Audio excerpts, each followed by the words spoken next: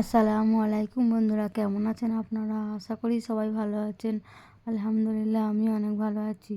আবারও একটি নতুন ভিডিও নিয়ে আপনাদের সঙ্গে চলে এসেছি মিজানুর রহমান আজারি ওয়াজ। যারা যারা মিজানুর রহমান আজারি ওয়াজ শুনতে ভালোবাসেন তারা শেষ পর্যন্ত ভিডিওটা দেখতে থাকবেন।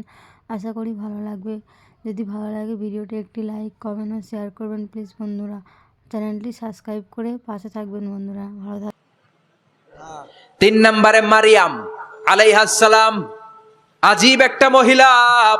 স্বামী ছাড়া তার পেটের ভেতরে সন্তান দিয়েছে কে? আল্লাহ। আবার উনার নামে কোরআনে একটা সূরা দিয়েছে কে? আল্লাহ। কি নাম?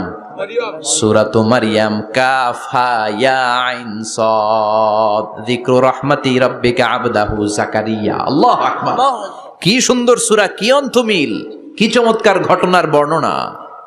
উনার নামেও সূরা, উনার ফ্যামিলির নামেও সূরা। উনার আব্বার নাম ইমরান, মায়ের নাম হান্না বিনতে ফাখুজ। উনাদের ফ্যামিলিটা আল্লাহর কাছে এত প্রিয়, আল্লাহর একটা সূরা দিলেন ইমরানের পরিবারের সূরা। কোন সুবহানাল্লাহ। কোরআনের 3 নাম্বার সূরা, সূরাতু আলে ইমরান। কি নাম? সূরাতু। আবার কোরআনে আল্লাহ ওনাকে বলেছেন সিদ্দিকা, মানে সত্যবাদী নারী। আবার আল্লাহ বলেছেন ওয়ালাইসা যাকারু কাল উনসা, এটা এমন মেয়ে কোন পুরুষ এই মেয়ের মতো হতে পারে? ওনার মা হান্না বললেন, আল্লাহ আমার পেটে ছেলে না মেয়ে আমি জানি না।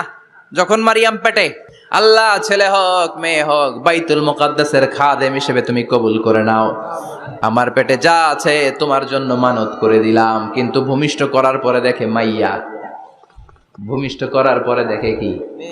মেয়ে। ভাবছিল ছেলে, ছেলে হইলে খাদেম হবে, এখন মেয়ে। আল্লাহ বলে চিন্তা করো না, সাধারণ মেয়ে না। ওয়ালাইসা যাকারু কাল উনসা, এটা এমন মেয়ে কোন ছেলেরাও এই মেয়ের মতো হতে পারে। এই মেয়েকে দিয়ে দেওয়া হলো বাইতুল মাকদাস, one of the major 3 mosques in Islam. ইসলামের সর্বশ্রেষ্ঠ 3টা মসজিদের একটা। এই বাইতুল মুকাদ্দাসের খাদেমা ছিল উনি। মসজিদ ক্লিন করতো আর ইবাদত করতো, ইবাদতে মশগুল হয়ে থাকতো, পাগল পাড়া হয়ে থাকতো, চক্ষু বন্ধ করে আল্লাহর কথা স্মরণ করত। মর্যাদা আল্লাহ এত বাড়িয়ে দিলেন, আনসিজনাল যত জান্নাতি ফল সব সামনে এসে হাজির হয়ে যেত। ওনার খালু জাকারিয়া এসে বলতেন আন্না লাকে হাদা, ও মারিয়াম এই ফল তো এই সিজনে ফিলিস্তিনে নাই, পাইলা কই? তিনি বলতেন হুয়া মিন ইনদিল্লাহ, রব্বুল আলামিন জান্নাত থেকে ফলের ব্যবস্থা করেছে। কোরআন সাক্ষী, আন্না লাকে হাদা, কোত্থেকে এই ফ্রুট পাইলা? আনসিজনাল, এটা তো এখানে নাই। উনি বললেন হুয়া মিন ইনদিল্লাহ, ইন্নাল্লাহা ইয়ারযুকু মান ইয়াশাউ বিগাইরি হিসাব। আল্লাহ এরকম যারে চায় বিগাইরি হিসাব রিজিক দিয়ে থাকে। সুবহানাল্লাহ বলেন। সব সময় আল্লাহর ইবাদত, সব সময় তাহাজ্জুদ, সব সময় জিকির করতেন লা ইলাহা লা ইলাহা ইল্লাল্লাহু মুহাম্মাদুর রাসূলুল্লাহ। ওনার পুরো জীবনের কোন মুহূর্ত আল্লাহর জিকির থেকে খালি যায় নাই, সব সময় ইবাদতে মশগুল, সব সময় কি? তার মানে মারিয়ামের জীবনী থেকে আমাদের শিক্ষা, আমার মায়েরা বোনেরা ইবাদতে মশগুল থাকতে হবে। কিন্তু দুর্ভাগ্যজনক হলেও সত্যি, আমার বোনেরা জি বাংলা নিয়ে মশগুল থাকে। ওনারা মশগুল থাকে ঠিকই, তবে ইবাদত নিয়ে না। কি নিয়ে? কথা কন। জি বাংলা কি এখনো দেশে চলে? স্টার জলসা এগুলো চলে, কিরণমালা এই সিরিয়ালগুলো চলে। নতুন সিরিয়াল আসছে, নাম কত কয়েকটা, ওয়াজ মাহফিলে বলা লাগবে আমাদের। কি নাম, কি চলে এখন জানো না তুমি? সর্বনাশ, পাগলের মতো মহিলাগুলো বসে থাকে, রাতে দেখতে না পারলে সকালে কাজা কাফার আদায় করে। আছে না নাই? কাজা আদায় করে ফেলে সকালে। খবরদার, জি বাংলা, স্টার জলসা, হিন্দি মুভি নিয়ে মশগুল থাকা যাবে না আমার বোনেরা। আপনিই পারেন আপনার ফ্যামিলিটারে জান্নাতে ফ্যামিলি বানাতে, আপনিই পারেন পরিবারটারে শান্তিময় করতে। নারী ভালো তো পরিবার ভালো। এজন্য মারিয়াম আলাইহাস সালামের জীবনী থেকে আমার বোনদের জন্য শিক্ষা। ঘরের সব কাজ শেষে অবসর যেই সময়টা পাবো ইবাদতে মশগুল হয়ে যাব, ঠিক কিনা? ইবাদতে মশগুল থাকার দরকার আছে না নাই? তাহলে মারিয়ামের মতো আপনাদের মর্যাদাও বাড়িয়ে দিবে কে? কয়জনের জীবনী গেল? আর বাকি কয়জন শুনবেন? কষ্ট হচ্ছে? এরপরে বিশ্বনবীর প্রথম বউ খাদিজা। কি সুন্দর নাম, খাদিজা বললে ভালো লাগে না? প্রথম নারী যিনি কালিমা পড়ে ইসলাম ধর্ম গ্রহণ করেছেন, আমাদের আম্মা জান। বিশ্বনবীর প্রথম বউ, 25 বছর বিশ্বনবীর সাথে সংসার করেছেন। 3 বছর বিশ্বনবীর সাথে জেল খেটেছেন শিয়াবে আবি তালেবে। কেমন বউ, জামাইও জেলখানায়, বউ জেলখানায়। বিশ্বনবীর সবগুলো বাচ্চা সন্তান ছেলে মেয়ে এই মহিলার গর্ভ থেকে এসেছে, একজন ছাড়া ইব্রাহিম বিশ্বনবীর আরেক বউ মারিয়ার গর্ভে এসেছে, বাকি সব খাদিজার গর্ভে। যে আমরা ফাতেমা, বিশ্বনবীর কন্যার নাম কি? ফাতেমার মায়ের নাম কি? খাদিজা। সুবহানাল্লাহ। ফাতেমা, রোকাইয়া, উম্মে কুলসুম, জায়নাব, এই 4 জনের মাই খাদিজা। আবার আব্দুল্লাহ, কাসেম, এদের মায়ের নামও খাদিজা। বিশ্বনবীর সব সন্তান এসেছে খাদিজার পেট থেকে। বরকত বেশি না কম? বিশ্বনবী ভয় পেলে খাদিজার কাছে গেলে ভয় কেটে যেত, সাহস যোগাতেন, শেল্টার দিতেন, ছাতার মতো মাথার উপরে দাঁড়িয়ে থাকতেন। আল্লাহু আকবার। বিশ্বনবী বলতেন রুজিক তো হুব্বাহা, খাদিজার ভালোবাসা আমার অন্তরে আল্লাহ রিজিক হিসেবে দিয়েছে। আবার বিশ্বনবী বলতেন আল্লাহ যেই কিয়ামতের দিন বন্ধু বন্ধুরে চিনবে না, ভাই ভাইরে চিনবে না, কেউ কাউরে চিনবে না, ওই কঠিন দিনে আমি আমার খাদিজারে যেন ভুলে না যাই, আমার খাদিজারে যেন দেখা মাত্রই চিনতে পারি এটা আমার খাদিজা। খাদিজাকে নিয়ে মা আয়েশা একদিন একটা কটু কথা বলেছিল, ও নবী, কবে আপনার এই বুড়ি মহিলা, বুড়ি বউ খাদিজা ইন্তেকাল করেছে, তারপরে কত সুন্দরী সুন্দরী বউ আমরা এসেছি, আম করে ভালো লাগে না? খালি বুড়ির কথা কন কেন? খালি ওই বুড়ির কথা স্মরণ করেন, আমরা আছি, আমাদের দিকে তাকান, আমরা কত সুন্দরী, আমরা কত ভালো।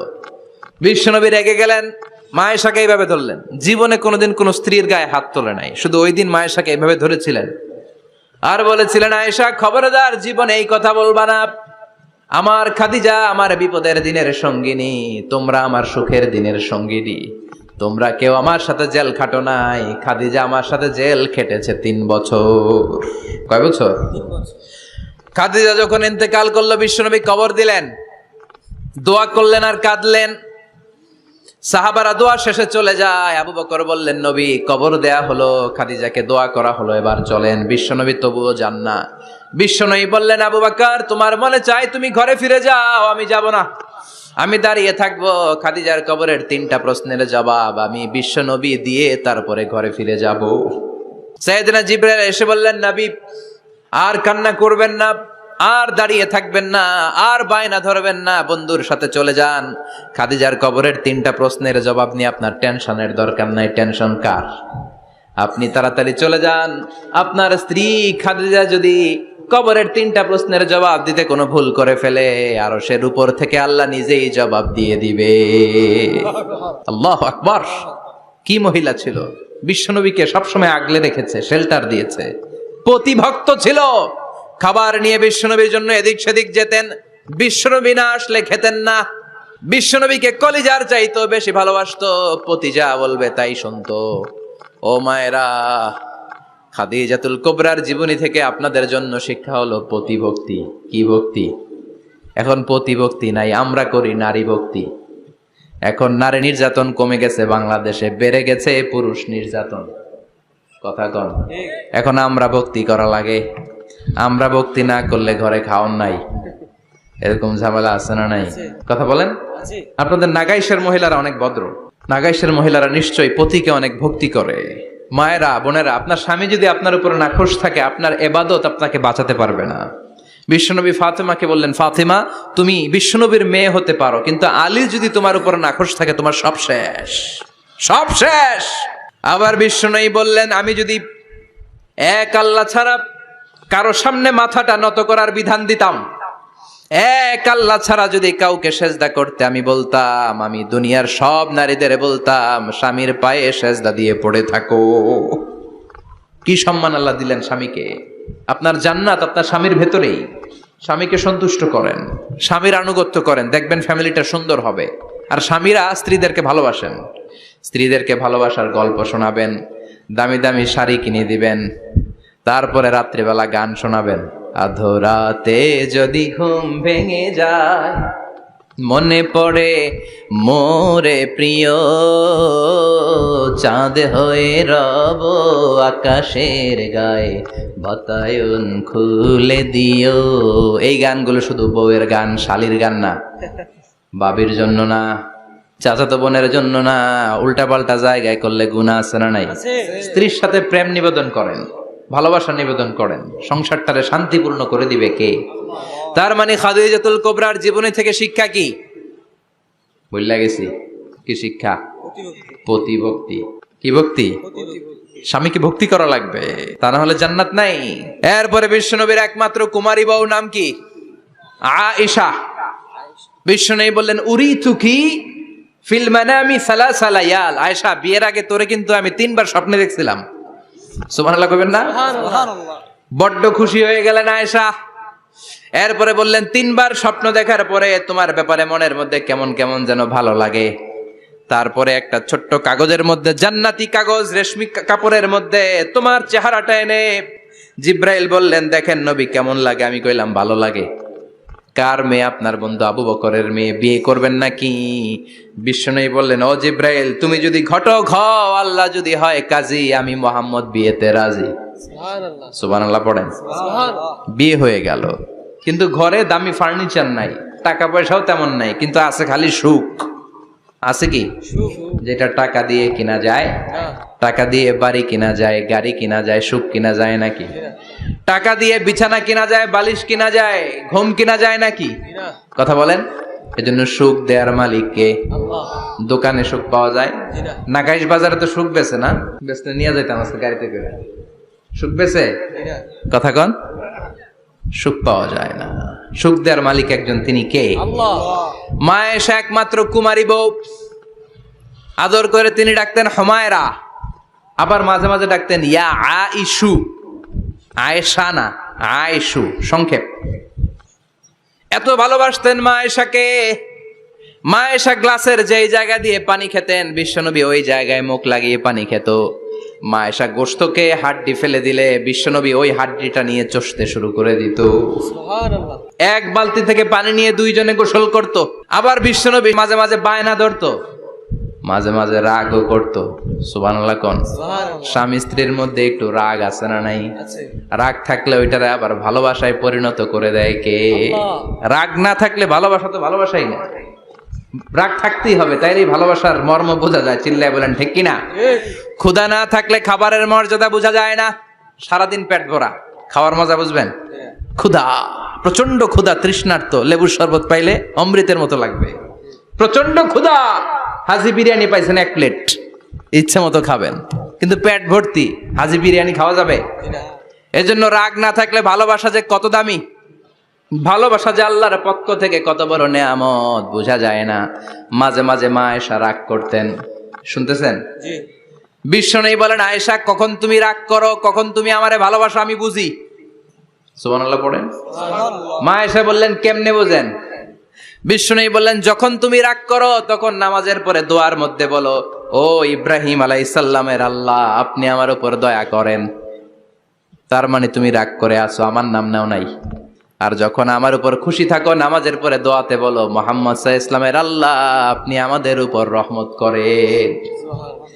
তার মানে খুশির সময় তুমি আমার নাম নাও, রেগে গেলে অন্য নবী দেয়া দোয়া সাইরা দাও, রেগে গেলে আমার নামটা নাও না।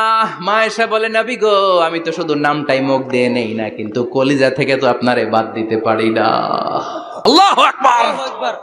কি ভালোবাসা!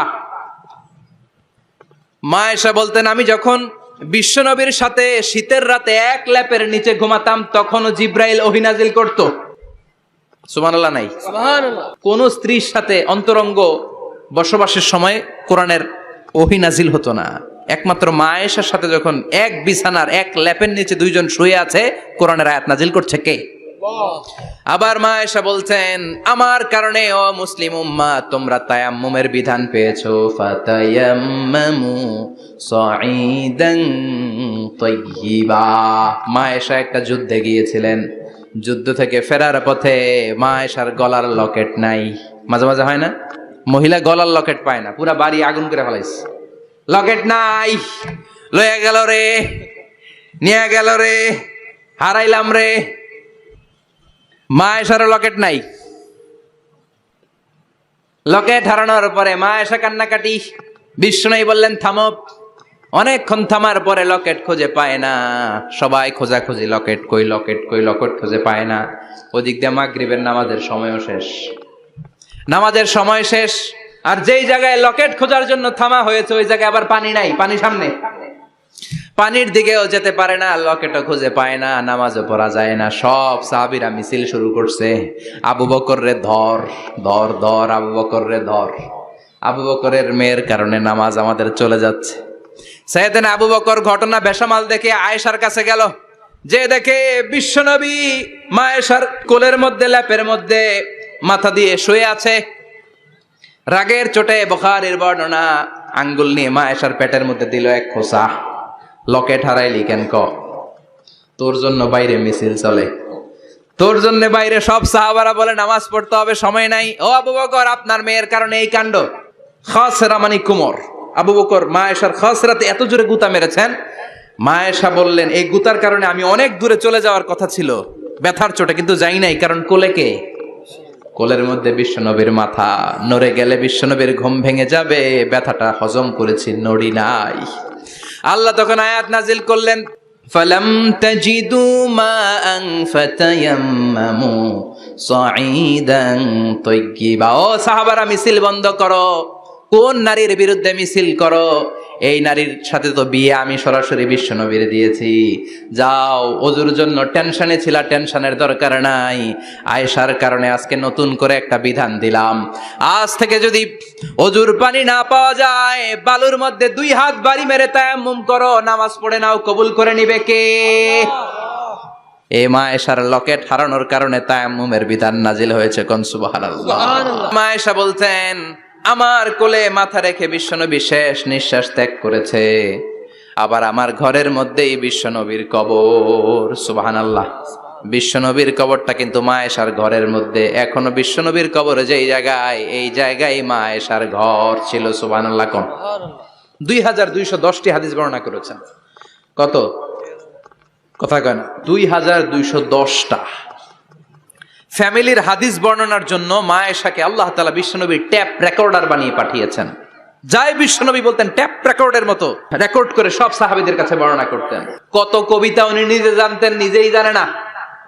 কত মাসালা যে জানতেন তার কোনো হিসাব নাই। ইলমুল ফারায়েজ, বাপ মরলে ছেলে মেয়ে থাকলে কে কতটুকু সম্পদ পাবে, মা আয়েশার চেয়ে এই বিধান মদিনায় কেউ জানতো না। বিশ্বনবীর ইন্তেকালের পরে সাহাবাদের মধ্যে কোনো মাসালা নিয়ে কনফিউশন হলে সব সাহাবারা আম্মা জান আয়েশার কাছে এসে সলিউশন নিয়ে যেতেন। সুবহানাল্লাহ। কোন বিশ্বনবী যা বলেছেন সব মুখস্থ রেখেছেন, সব জ্ঞানের কথা ছড়িয়ে দিয়েছেন, সব সময় পড়াশোনা করতেন। সুবহানাল্লাহ। তার মানে মা আয়েশার জীবনী থেকে আপনাদের জন্য শিক্ষা হচ্ছে জ্ঞানার্জন, জ্ঞানানুরাগী হতে হবে। কি হতে হবে? জ্ঞানানুরাগী। বুখারীর বঙ্গানুবাদ পাওয়া যায়, কোরআনের বঙ্গানুবাদ পাওয়া যায়, ইসলামিক অনেক ভালো ভালো রাইটারের বই পাওয়া যায়, ঠিক কিনা? এগুলো পড়ার দরকার আছে না নাই? অনেকে বলে, হুজুর আমার ছেলেটা মোবাইল ছাড়া কিছু বোঝে না। কি কয়? মোবাইল ছাড়া কিচ্ছু বোঝে না। হুজুর মোবাইল দিলে ঠান্ডা, মোবাইল নিলে কান্দে, এরকম আছে না নাই? এর কারণ হাজব্যান্ড ওয়াইফ দুইটার কাছে সবসময় মোবাইল। কথা কন। বাবার কাছেও মোবাইল, মায়ের কাছেও মোবাইল, তো ছেলে মোবাইলের জন্য কাঁদবে না তো কি করবে? বাবার হাতেও যদি বই থাকে, মায়ের হাতেও যদি বই থাকে, ছেলে মোবাইল চাবে নাকি? ছেলেও চাবে বই, ছেলে চাবে কি? কথা বুঝতে পেরেছেন? এই জন্য জ্ঞান অনুরাগী হতে হবে মা আয়েশার মতো। মা আয়েশা 2210টা হাদিস মুখস্থ করেছে, আপনি কয়টা করছেন? উনি পারলে আপনি পারবেন না কেন? মায়েরা শুনতেছেন তো? আশা করি আপনারা শুনতেছেন। তাহলে মা আয়েশার জীবনী থেকে আমরা শিক্ষা পেলাম, জ্ঞান চর্চা করতে হবে। সর্বশেষ কোন নারী? কথা কন। ফাতিমা রাদিয়াল্লাহু তাআলা আনহা, বিশ্বনবীর কলিজার টুকরা। চাচাতো ভাই আলীর সাথে বিয়ে হলো। আলী যখন প্রস্তাব দিল ফাতেমার কাছে, যে বলে, ও ফাতেমা রাজি আছো কিনা? চুপচাপ, কথা কয় না। বিশ্বনবী বুঝলেন রাজি, দুইজনকে বিয়ে পড়িয়ে দিলেন। বিয়ে পড়িয়ে দুইজনকে দাঁড় করিয়ে দিয়ে বিশ্বনবী অজু করলেন। অজু করার পরে সামান্য কিছু অজুর পানি ছিল, আলীর মাথার মধ্যে ছিটিয়ে দিলেন, বরকতের পানি। সুবহানাল্লাহ কইবেন না? সুবহানাল্লাহ। অজু করে সাইয়েদনা আলীর মাথার মধ্যে ছিটিয়ে দিলেন আর দোয়া করে দিলেন, বারাকাল্লাহু লাকুমা ওয়া বারাকা আলাইকুমা ওয়া জামাআ বাইনাকুমা ফি খাইর। আল্লাহ তোমাদের দুইজনকে বরকত দিয়ে দাম্পত্য জীবন শুরু করার তৌফিক দান করুক। আবার দোয়া করলেন, আল্লাহুম্মা বারিক লাহুমা ফি বিনাইহিমা, ওদের সম্পর্কে বরকত দেন। ওয়া নাসালিহিমা শিবলিহিমা, ওদের গর্ভে যে সন্তান আসবে এগুলোর শ্রেষ্ঠ সন্তান বানান। 1 বছরের ব্যবধানে ঘরটাকে আলোকিত করে প্রথম সন্তানের জন্ম হাসান। সুবহানাল্লাহ। হাসান রে বিশ্বনবী এত আদর করেছেন, বিশ্বনবীর কাছ থেকে এত আদর কেউ কোনোদিন পায় নাই। হাসান রে বিশ্বনবী ডাকতেন লুকা। বুখারীর বর্ণনা, শব্দটা কি? লুকা মানে পিচ্ছি। ছোট বাচ্চাদেরকে আপনারা কি কন? আরে পিচ্ছি তো আমি কইছি, আপনারা কি কন? নাগাইছে কি বলেন? বাচ্চা বলেন, বাবু বলেন, আর কিছু কি বলেন? আর আর কিছু নাই। তাহলে এই যে বাবু পিচ্ছি, হ্যাঁ, এই বাবু পিচ্ছি আরবি হচ্ছে লুকা। বিশ্বনবী ফাতেমার ঘরে এসে বলতেন আইনাল লুকা, পিচ্ছিটা কই রে? আমার হাসান কই, আমার নানা ভাই কই? আর বিশ্বনবীর আওয়াজ শুনলে হাসান এসে বিশ্বনবীর কাঁধে। আল্লাহু আকবার, আল্লাহু আকবার। বিশ্বনবী বলতেন ফাতেমা আমার কলিজার টুকরা, যে ফাতেমারে কষ্ট দেয় সে আমারে কষ্ট দেয়, ফাতেমারে আনন্দ দেয় মানে আমি বিশ্বনবীরে আনন্দ দেয়। এই ফাতেমা সব সময় পর্দায় থাকতেন, দিনের বেলা বেরোতেন না, সারা দিনে টয়লেট করতেন একবার, সেটাও করতেন রাত্রে, যাতে দিনের বেলা কেউ তারে না দেখে। কি ব্যালেন্স লাইফ, কি ব্যালেন্স লাইফ! রাতে একবার টয়লেটে যাওয়া মানে কি সারাদিন খাওয়া দাওয়া এরকম ব্যালেন্স করে করতেন। কেউ দেখতে পারে নাই ওনারে, কেমন ছিল কেউই জানতো না। এমন ভাবে চলাফেরা করতো, কোনো পুরুষদের সামনে দিয়ে কখনো যেতেন না। এজন্য ইন্তেকালের আগে আলীকে বললেন, আলী, বিশ্বনবীর ওসিয়ত অনুযায়ী কিছুদিন পরে আমি আমার বাবার সাথে সাক্ষাৎ করব। ইন্তেকালের সময় বেশি লোক আমার জানাজাতে আসার দরকার নাই, নিজেরা দোয়া করে দিলে চলবে। আর আমার জানাজার খাটিয়ার উপর দিয়ে বিশাল একটা বোরকা দিয়ে দিও। এটার আরবিতে বলে নাউশ। কি বলে? এই প্রথম কোন নারী তার খাটিয়ার উপরে নাউশ ব্যবহার করেছে, জন্য এটাকে বলে সুন্নাতু ফাতিমা, ফাতেমার সুন্নাত। সাইয়েদাতুনা ফাতেমার আগে কেউ জানাজার খাটিয়াতে নাউশ ব্যবহার করে নাই। আল্লাহু আকবার, আল্লাহু আকবার। আলীকে বলে গেলেন, আলী, অল্প কয়েকজন পুরুষ নিয়ে জানাজা দিও, বেশি মানুষের কাছে আমার নিও না। দুনিয়ার বুকে আমি লুকিয়ে লুকিয়ে চলতাম, মরার পরে লুকিয়ে লুকিয়ে আল্লাহর কাছে চলে যেতে চাই, পুরুষদের সামনে আমার নিও না। ও মা, এই ফাতেমার জীবনী থেকে আপনার জন্য শিক্ষা হলো পর্দা। সব সময় পর্দাটা দেহে থাকার দরকার আছে না নাই? রাজি আছেন তো? তাহলে এই 6 জন নারীর জীবনে যদি আমার মায়েরা পরে, আমার মায়েরা বোঝে, ওই মায়েরা বিপদগামী হতে পারে নাকি? হতে পারে। তাহলে 6 জনের আবার রিভাইজ করে চলেন। প্রথমে বললাম কার কথা? হাজার। হাজারের জীবনী থেকে শিক্ষা কি? আল্লাহর উপর তাওয়াক্কুল। 2 নম্বরে বললাম কার কথা? আসিয়ার কথা। আসিয়ার জীবনী থেকে শিক্ষা হলো ইমানের পথে অবিচল থাকতে হবে, ঠিক কিনা? তারপরে মারিয়ামের জীবনী থেকে শিক্ষা হলো সব সময় ইবাদতে মশগুল। খাদিজার জীবনী থেকে শিক্ষা হলো প্রতিভক্তি, স্বামীর প্রতি আনুগত্য। মা আয়েশার জীবনী থেকে শিক্ষা হলো জ্ঞান অর্জন করতে হবে কার খুশির জন্য। আর ফাতিমার জীবনী থেকে শিক্ষা হলো সব সময় পর্দা গায়ের মধ্যে থাকার দরকার আছে না নাই? মানতে রাজি আছেন? এই 6 জনের জীবনী গ্রন্থ কিনা যাবে না? কিনতে রাজি আছেন তো? কথা কয় না? সবাই রাজি? নারীদের জন্য জান্নাতে যাওয়া সহজ, very easy way. Our beloved Prophet Muhammad has prescribed a very easy way to enter the paradise for the women. নারীদের জন্য জান্নাতে যাওয়ার সহজ শর্টকাট। মায়েরা আবার কান খাড়া করেন খরগোশের মতো, শর্টকাট বলে দিয়ে যাই। আলমারআতু ইযা সাল্লাত খামসাহা, বিশ্বনবী ফরমান 4টা কাজ যে নারী দুনিয়ার বুকে করবে, ওই নারীর জন্য জান্নাতের 8টা দরজা খুলে দিবে কে? আল্লাহ। 1 নম্বর, আলমারআতু ইযা সাল্লাত খামসাহা, 5 ওয়াক্ত নামাজ যে মেয়েরা পড়বে, সামাত শাহরাহা, যারা রমজানের রোজা রাখবে, আতাআত বালাহা, স্বামীর আনুগত্য করবে, হাফিজাত ফুরুজাহা, লজ্জাস্থানের হেফাজত করবে। এই 4টা কাজ যে নারীরা করবে, 8টা জান্নাতের দরজা তাদের জন্য খুলে দিবে কে? আল্লাহ। সহজ হয়ে গেল না? মাত্র 4টা। কয়টা? 4টা। আরো জোরে বলেন, কয়টা? 4টা। মাত্র 4টা কাজ। আর কিছু কাজ করতে বিশ্বনবী নিষেধ করেছেন। জামার উপর দিয়ে পারফিউম মেখে যেতে নিষেধ করেছেন মুহাম্মদ সাল্লাল্লাহু আলাইহি ওয়াসাল্লাম। আইয়ুমা ইমরাআতিন ইস্তাআতারাত, যেই মহিলারা পারফিউম মেখে বের হলো পুরুষদের দৃষ্টি আকর্ষণের জন্য, কিয়ামতের দিন জিনাকারিনীদের কাতারে ওদেরকে দাঁড় করাবে কে? আল্লাহ। অনেক মহিলারা আছে ঝাঁঝালো পারফিউম দেয়, আছে না? টেম্পুর মধ্যে বসাই যায় না, না? সিএনজিতে বসছেন, এদিকে বসছে খালাম্মায়, হায় হায়। মায়েরা খেয়াল করে শুনেন, আপনাদের ড্রেস কেমন হবে? নাম্বার 1, আপনার পুরো দেহটা ঢাকা থাকতে হবে। যে ড্রেস পরবেন you should cover your whole body. শুধু হাতের এই 2 কবজি আর চেহারা খোলা রাখতে পারবেন, তবে চেহারা ঢেকে রাখা উত্তম।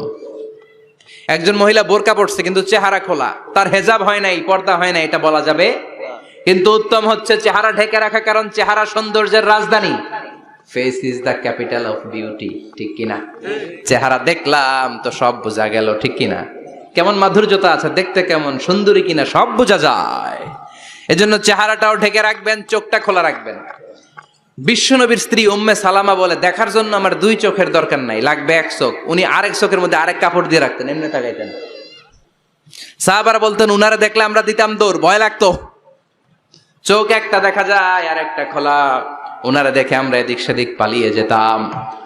আবার অনেক মহিলারা পা ঢাকে না, পা কিন্তু পর্দার অন্তর্ভুক্ত। সব সময় মেয়েরা পা মোজা পরে বেরোতে হবে, পা দেখানো যাবে না।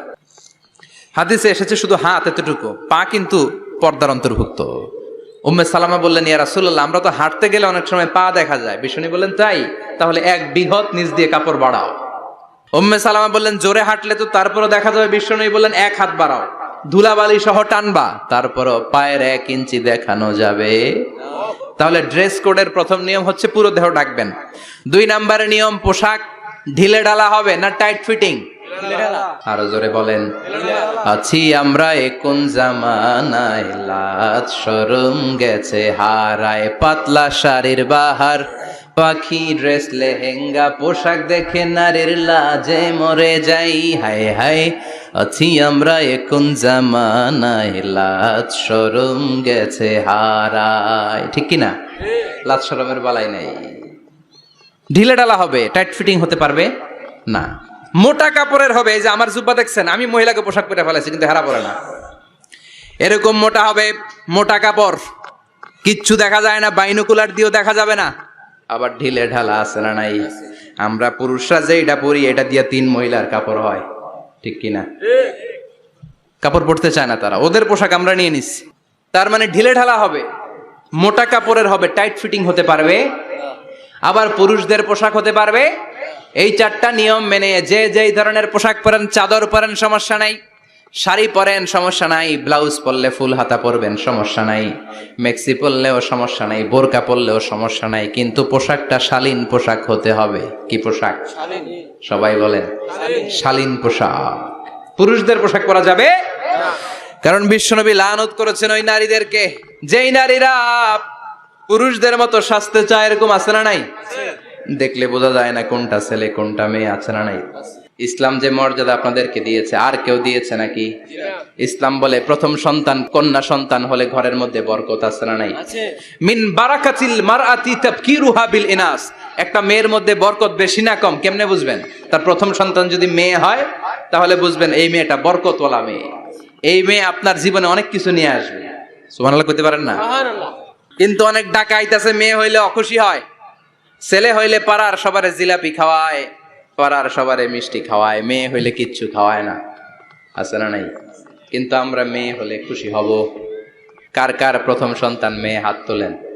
হ্যাঁ, অনেকে আছে তো মাশাআল্লাহ, আপনারা অনেক বরকতময়, আলহামদুলিল্লাহ, হাত নামান। আমারও প্রথম সন্তান মেয়ে, 3টাই মাইয়া। জান্নাত একটা আমার দিয়েন, তার মানে 3 জান্নাতের মালিক। মাশাআল্লাহ, আল্লাহ বাইরে তুমি কবুল করো। তার মানে কোন ঘরে যখন মেয়ে আসে আল্লাহ বলে ঘরটা বরকতময়। মেয়েটা যখন বড় হতে শুরু করে, মেয়েটা ভাইয়ের জন্য বরকতময়। মেয়ে যখন বিয়ের উপযুক্ত হয়, বাবার জন্য বরকতময়। 2 মেয়ে মানে বাবার 2 জান্নাত, 3 মেয়ে মানে 3 জান্নাত। সুবহানাল্লাহ। আবার যখন স্বামীর কাছে যায়, ইসলাম বলে ওই স্বামী আল্লাহর কাছে সেরা, যেই স্বামী বউয়ের কাছে সেরা। বউ যদি আপনারে ভালো বলে আপনি আল্লাহর কাছে ভালো, বউ যদি খারাপ বলে আপনি আল্লাহর কাছে খারাপ। তার মানে ব্যালেন্স করেছে ইসলাম। স্বামীরও আনুগত্য করতে বলেছে, আবার স্বামীকেও বলেছে স্ত্রীকে ভালোবাসতে, ঠিক কিনা? কথা বলেন। এবার আরেকজনের স্ত্রী, ইসলাম বলে তোমার হাত যদি বউয়ের হাতের সাথে মিলাও, 2 হাতের সগীরা গুনাহ মাফ করে কে? স্ত্রীর দিকে যখন তাকাও, তোমার চোখের সগীরা গুনাহ মাফ করে কে? প্রতি মাসে মাসে স্ত্রীর কাপড় চোপড় আর কসমেটিক্স কেনার জন্য যে টাকাটা দাও, এই টাকাটা সদকা হিসেবে কবুল করবে কে? এবার এই মহিলা গর্ভবতী, ইসলাম বলে সন্তান ভূমিষ্ঠ করতে যে যদি কোনো মা ডেলিভারি কেসে হসপিটালে মারা যায়, কিংবা বাসায় মারা যায়, কিয়ামতের দিন ওই মহিলাকে শহীদদের কাতারে দাঁড় করায় দিবে কে?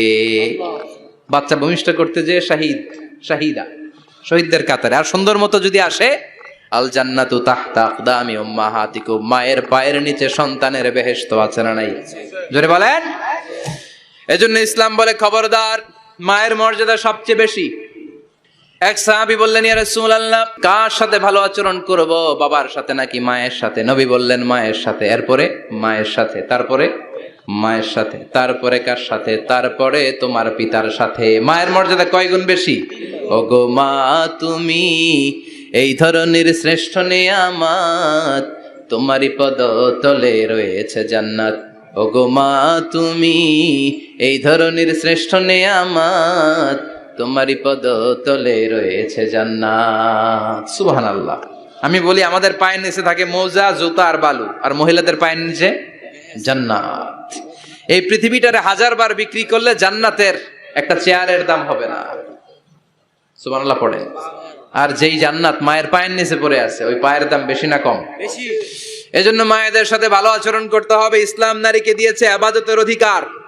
নারীরা যদি মহিলা সমাবেশে যেতে চায়, কোনো পুরুষ বাধা দিতে পারবে? নারী যদি মসজিদে নামাজ পড়তে যেতে চায়, বাধা দিতে পারবে? নাগাইশি কি আছে মহিলাদের নামাজের জায়গা? করেন নাই আপনারা? করেন, আস্তে আস্তে করেন, আস্তে আস্তে করতে হবে। তারা অনেক সময় বাইরে বেরোয়, বাসায় আসতে আসতে নামাজের সময় হয়ে গেছে, কই পড়বে নামাজটা? মসজিদে সুযোগ করে দেন, মসজিদে পড়বে। তবে ঘরে পড়া উত্তম, ঘরে পড়লে বেশি সওয়াব। সুবহানাল্লাহ। তার মানে ইবাদতের অধিকার। ইসলাম নারীকে দিয়েছে শিক্ষার্জনের অধিকার। আপনার ছেলেকে স্কুলে পাঠান, শুধু ছেলেকে নয়, আমরা বলি আপনার ছেলেকেও পাঠান, মেয়েকেও পাঠান, ঠিক কিনা? আপনার ছেলেকে মাদ্রাসায় পাঠান, মেয়েকেও পাঠান। শিক্ষা সবার জন্য। বিষ্ণু বলেছেন, আল্লিমু বানাতাকুম সূরাতান নূর, তোমরা তোমাদের মেয়েদেরকে সূরা নূর শিখাও। কোন সূরা? কথা কন। ও আমার মায়েরা, আপনাদের জন্য রব্বুল আলামিন সব হকের কথা সূরাতুন নূরে বলেছে। আল্লিমু বানাতাকুম সূরাতান নূর, তোমরা তোমাদের নারীদেরকে সূরাতুন নূর শিক্ষা দাও। ও আমার মায়েরা, আজ থেকে সূরাতুন নূরের অর্থ পড়বেন, তাফসীর পড়বেন, ঘরটারে বরকতময় করে দিবে কে? আপনাদের আছে মোহরানার অধিকার। বিয়ে করলে পুরুষ মোহরানা পাবে না, দিবে। কিন্তু আমরা এতগুলা টাকা নিয়ে আসি, ডাকাইত আছে না নাই? সারা জীবন মেয়েটারে লালন পালন করলো, একটা মেয়ে হলো একটা বাবার কলিজা। মেয়ে দিয়ে দিল মানে বাবা কলিজা ছিঁড়ে দিল, আর কি চাস? ডাকাত, ফকির কোথাকার। খবরদার, বিয়ের মধ্যে 1 টাকা যদি তুমি যৌতুক খাও, কিয়ামতের দিন আল্লাহ তোমারে ছাড়বে। যৌতুকের সাথে ইসলামের কোনো সম্পর্ক? যৌতুকের সাথে সম্পর্ক। যৌতুক খেলে ডবল গুনাহ। যৌতুক খাওয়া ততটা অপরাধ, কুকুরের গোশত খেলে যত অপরাধ, এর চেয়ে বেশি অপরাধ। কুকুরের গোশত খেলে 1 গুনাহ, হারাম খাওয়ার গুনাহ। যৌতুক খেলে 2 গুনাহ, 1 হারাম খাওয়ার গুনাহ, 2 শ্বশুরবাড়ির উপর জুলুম করার গুনাহ। চিল্লা এখন ঠিক কিনা? এরপরে ইসলাম নারীকে দিল ভালো আচরণ পাওয়ার অধিকার। ইসলাম নারীকে দিল বাবার সম্পদে উত্তরাধিকারের অধিকার। একজন বাবা ইন্তেকালের আগে ছেলেকে যদ্দুর দিবে, মেয়েকে তার অর্ধেক দিতে হবে। যেরকম ঠিক কিনা? নাগাইশের বাবারা কি করে? দেয় তো। নাগাইশ এলাকায় কি হয়? ছেলেরে 2 কাটা দিলে মেয়ের 1 কাটা দেয় না? কদ্দুর দেয়? দেয় না। হ্যাঁ, ডাকাইত। ওই যে ডাকাইত। আবার কই সুবহানাল্লাহ, নাউজুবিল্লাহ কও বেটা। ছেলেকে যদ্দুর দিবেন, মেয়েকে অর্ধেক। ইউসিকুমুল্লাহু ফি আওলাদিকুম লিযযাকারি মিসলু হাযযিল উনসায়াইন। ও আমার বাবারা, সম্পদ হলো হাতের ময়লা, আপনি চলে যাবেন, সম্পদ থেকে যাবে। ছেলেরে যদ্দুর দিবেন, মেয়েরে অর্ধেক। কার কথা? মানতে রাজি আছেন তো? একজন প্রশ্ন করেছে যে অনেক মেয়েরা ডিজাইন করা বোরকা পরে, এত ডিজাইন করে যে তাকিয়ে থাকতে মনে চায়। মানে বোরকা পরার কারণে আরো বেশি তাকায় থাকতে মনে আছে, এরকম ঝামেলা আছে না নাই? না, এরকম ঝিলিমিলি বিভিন্ন ধরনের ডিজাইন করা, অতিমাত্রায় ডিজাইন, যেটা মানুষের দৃষ্টি আকর্ষণ করতে পারে, এরকম বোরকা পরা যাবে না। বোরকা হতে হবে ঢিলে ঢালা, বোরকা হতে হবে মোটা কাপড়ের, বোরকা হতে হবে আপনার সেফ গার্ড। ওই বোরকায় যদি আপনার সর্বনাশের কারণ হয়, তাহলে তো এই বোরকা দিয়ে কোনো লাভ নাই। চিল্লা এখন ঠিক কিনা? আসসালামু আলাইকুম রাহমাতুল্লাহ। হুজুর, দত্তক পালার সুবিধা সম্পর্কে বা লাভ সম্পর্কে কিছু বললে ভালো হতো। দত্তক পালা জায়েজ আছে, ইয়াতিম হিসেবে পালবেন। বিশ্বনবী বলতেন, আনা ওয়া কাফিলুল ইয়াতীমি ইয়াউমাল কিয়ামাতি কাহাতাইন, আমি আর যারা ইয়াতিম পেলেছে তারা দুইজন একসাথে এইভাবে থাকবো। আমি এই রুমে, ইয়াতিমের রক্ষণাবেক্ষণকারী এই রুমে। সুবহানাল্লাহ। নবীর সাথে থাকবেন। তবে যেই ছেলেটাকে নিয়ে আসবেন তাকে আপনার ছেলে হিসেবে পরিচয় দেওয়া যাবে না। সে আপনাকে বাবা ডাকতে পারবে না, সে আপনাকে চাচা ডাকবে, আঙ্কেল ডাকবে, খালু ডাকবে, যা মন চায় ডাকবে। আপনাকে আব্বা এটা বলতে পারবে না। সে বলতে পারবে চাচা, সে বলতে পারবে খালু, সে বলতে পারবে মামা। আমার বোনেরা, আপনাদের জন্য যা বলেছি কেফায়া, নাকতাফি বিহাদাল কাদার, এতটুকুই আমি যথেষ্ট মনে করি। এজন্য এই 6 জন নারীর জীবনী আমাদেরকে জানতে হবে, আমাদেরকে হেজাব পালন করতে হবে আমাদের সিকিউরিটির জন্য। ইসলাম আমাদেরকে যে অধিকার দিয়েছে কেউ দেয় নাই। ইসলাম যে বিধান দিয়েছে আমাদের ভালোর জন্যই দিয়েছে, ঠিক কিনা? আল্লাহ আমাদের সবাইকে কথাগুলো বোঝার ও আমল করবার তৌফিক দান করুক। আমরা পড়ি আমিন।